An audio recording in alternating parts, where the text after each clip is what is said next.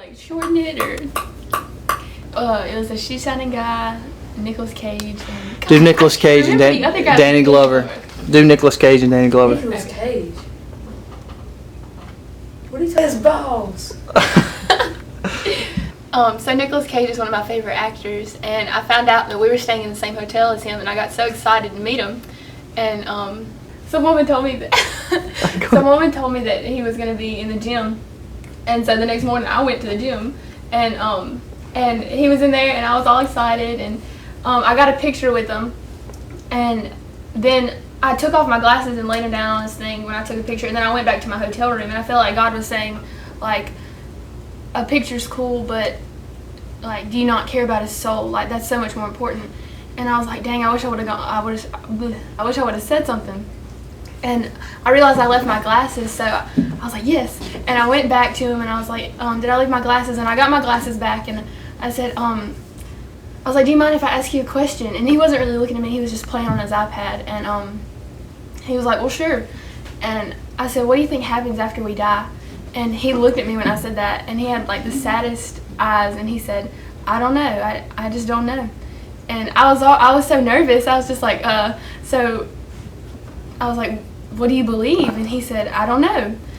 So I just told him like Jesus loved him and stuff, and I left, and I met a woman in the elevator who had seen me talking to him, and she asked me what we talked about, and I just started crying, because you don't really think about one of your favorite celebrities not knowing Jesus. That's just not something that you would normally think of.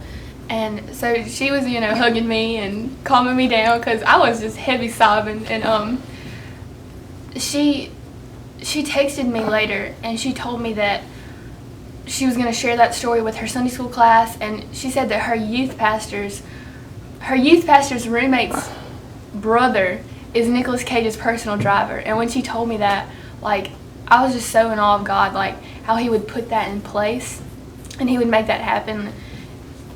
Like, it didn't end with me. Like, he kept it going.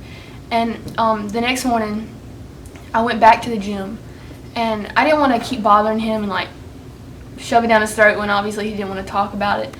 But so while he was jogging behind me, and I was just kind of praying for him, like, while I was exercising, and I turned around, just for like a quick glance, and he was staring at me, and we just kind of had like a little stare down moment. It was kind of cool. But like in Ecclesiastes it says God has set eternity in the heart of man, and I researched him, and it said that he's been married 3 times, and he's one of the highest paid actors. Like, he has everything he could ever want, but if he doesn't have Jesus, he could lose it all and lose his soul. And so I was just like, he probably doesn't get that often from people, and so I was hoping, that it was on his heart and that he was really thinking about it and stuff. And that was the last morning I saw him. But I got a bust again. I was like, did he really say it?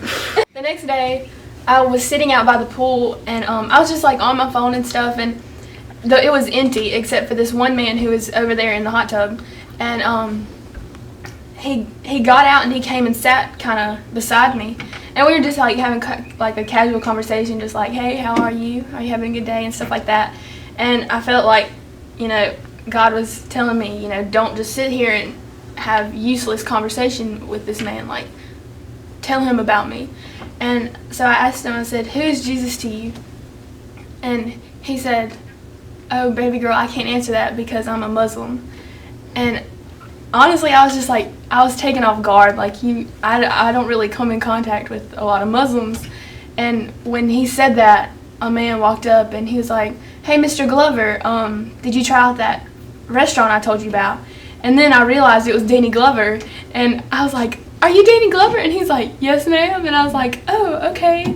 And then he was swimming, and so he just kind of told me that he was busy, and that was the end of that conversation.